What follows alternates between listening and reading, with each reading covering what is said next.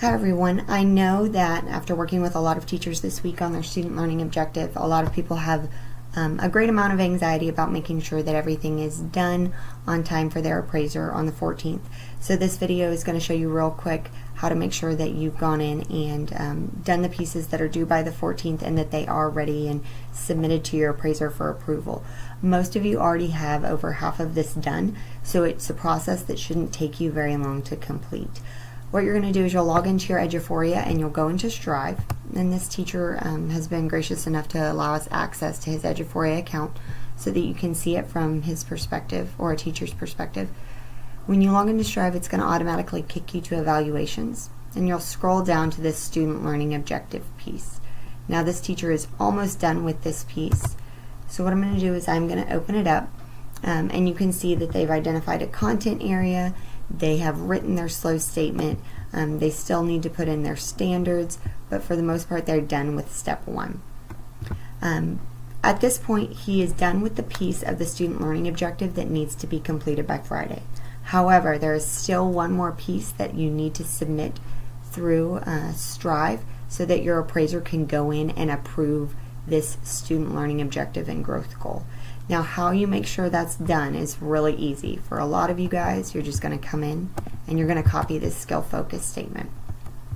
At this point, make sure that you've pressed save so that everything is saved. Now, if you're complete with this process, I would go ahead and submit it to your appraiser, and that's something that does need to be pressed before Friday. Once you've got this skill focus statement copied, what you're going to do is you're going to come in and close this.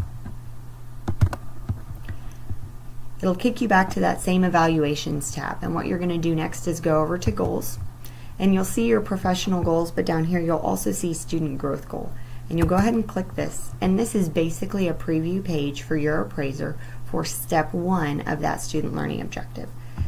What you're going to do first is you're going to take your student learning objective that you just copied and you'll paste it right here. Now the next success criteria says, how will you know that you've accomplished your goal? What will goal success look like?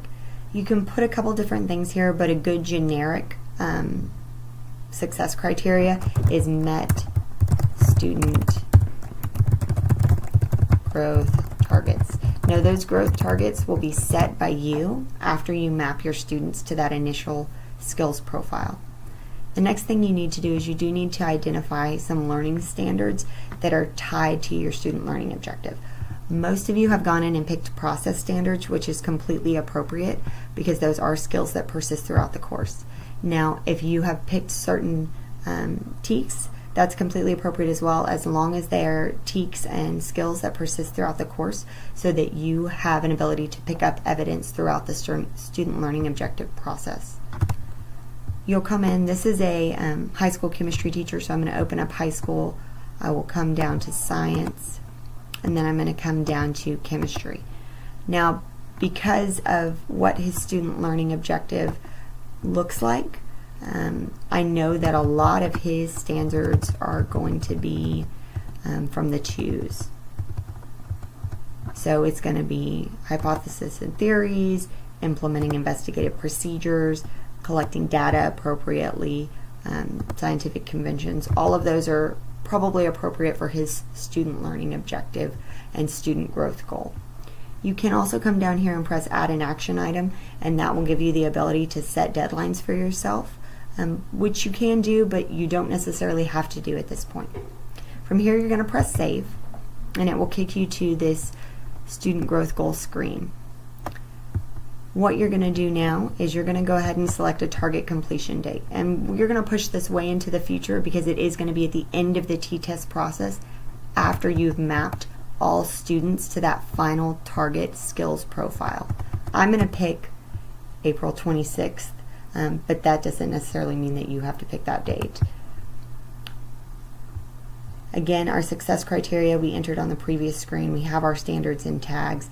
You don't have to upload any evidence at this point because this is just the initial goal setting process. You're going to want to make sure you save this, and then it will be here, but you do need to go and make sure that you press submit approval by Friday the 14th. Now if you press submit approval for this student goal statement, and then you've also gone in and pressed submit for approval on your student learning objective form. For step 1, you are complete for Friday the 14th. The next step will be mapping students to that initial skills profile, and I'll send something out later, but hopefully this helps you guys kind of identify what you needed to work on to make sure that everything was done for Friday. If you have any questions about what you need to do, please contact your appraiser first, and then if you guys decide that you still need help, please reach out to me and I will be more than happy to help you guys ensure that the process is completed appropriately.